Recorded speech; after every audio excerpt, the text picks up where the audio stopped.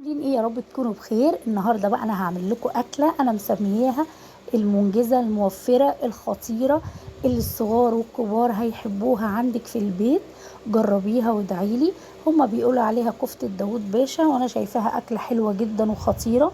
بنجيب حوالي نص مفروم ونضرب في الكبه بصلايه كبيره ونبدأ نحطها على المفروم. وكيس الخلطة دي خطيرة، أنا بستخدمها في الحواوشي وبالبرجر وفي شيش طاووق، حلوة أوي الخلطة دي. هنحط الكيس كله على نص كيلو مفروم أهو زي ما انتوا شايفين كده، ونبدأ إن احنا نعجن كل ده في بعضه لحد لما يبقى عامل زي الفتل بالظبط. يعني الكفتة نفسها تطلع فتل كده. ونحط بقى معلقه بقسماط كبير مطحون عشان الكفته ما تفكش مننا، ونبدا نكورها كور صغيره كده زي ما انتوا هتشوفوا. او كده خلاص خلصنا الكميه كلها. ونيجي بقى هنا على النار في طاسه كبيره او صينيه، نحط حوالي معلقتين زيت كبار وننزل بالكفته ونديها، مش نشمعها بس، نديها 3/4 سوا، والربع التاني هنسويه في صلصه الطماطم. هوريكم دلوقتي. بصوا اللون هيغير، هتشوفوها عامله ازاي. نفضل نهز فيها كده عشان تستوي من الجنبين اهو كده. بقت تمام كده فل قوي. نبدا نديها تشويحتين كده كمان، يعني نحرك الصينيه كده حوالي مرتين لحد لما تبقى خلاص كده فاضل لها حاجات بسيطه على السوا.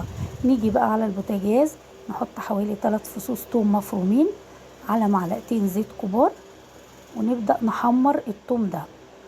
ونكون طبعا في الخلاط جايبين حوالي نص كيلو طماطم وضربينه في الخلاط، عشان الاكله دي بتحب الصلصه كتير، لان احنا ما بنعملش اي حاجه جنبيها غير شويه رز ابيض. اهو اول ما التوم خلاص احمر كده ننزل بصلصه الطماطم، وهنحط بقى حوالي معلقه صغيره فلفل اسود